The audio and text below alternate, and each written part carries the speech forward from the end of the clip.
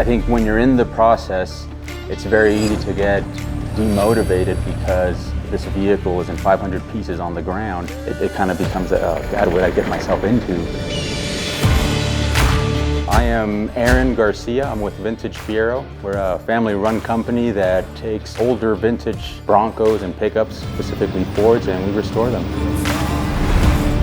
Our dad, back in the 80s, he restored a 1977 F-250, and then he sent it down to Mexico, where he's originally from, and gave it to our grandma. That truck became kind of the workhorse on the farm down there. It's flipped over a couple of times. It was used in heavy, grueling work, but to this day, that truck is still driving down in that little village in Mexico. And on the door of that truck, there's a little bull that's all scratched up. It's missing a leg, it's missing a horn, but that became the logo that's on our Vintage Fiero logo. In a way, we're hoping that symbolizes these efforts that we're making to keep these trucks on the road and revitalizing this old technology.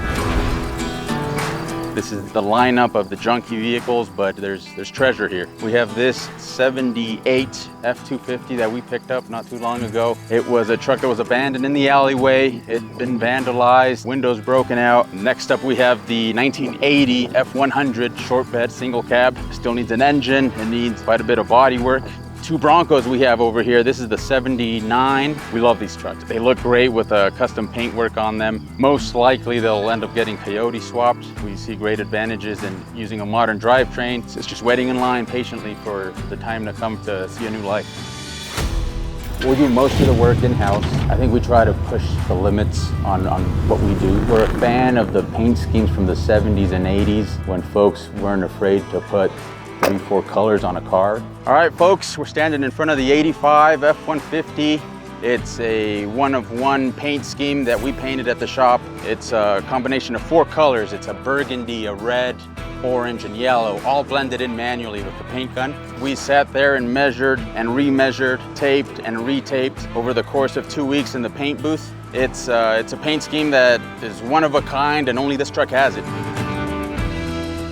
We're self-taught. We've been into this hobby since we were teenagers. We have our master mechanic, my brother Alex. He's professionally trained at Emily Griffith in Denver. And the rest of us, we've just kind of learned along the way.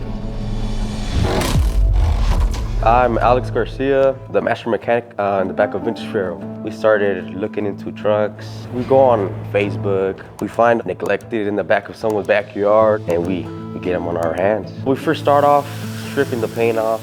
We start with rust repair, adding new sheet metal if it's pretty shot. We usually replace fenders, doors, whatever makes the result better, right? So you get that knowledge every time you work on a truck, especially on these Fords. I know from the top of my head where this bolt goes, where this cable hooks up and stuff. So this thing started as a barn, actually. It had no water, it had a little bit of electricity, and we just built from that starting point. We love being out here, you know? It's different from the city to the country, right?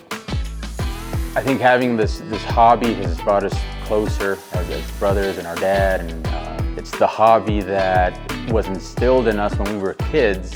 As we've grown older, we've applied the work ethic to it, and we've been able to grow it into something that's sustainably creating these cool projects for other people to enjoy. Having an attachment to the car, sometimes they could tell you a story. There's a deep love for these cars because they're an extension of a personality that we try to present to the world.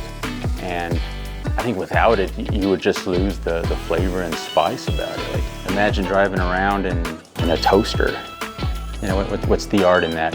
So I think having a car that's personalized and well taken care of is the way to get from that point A to B in a much more meaningful way.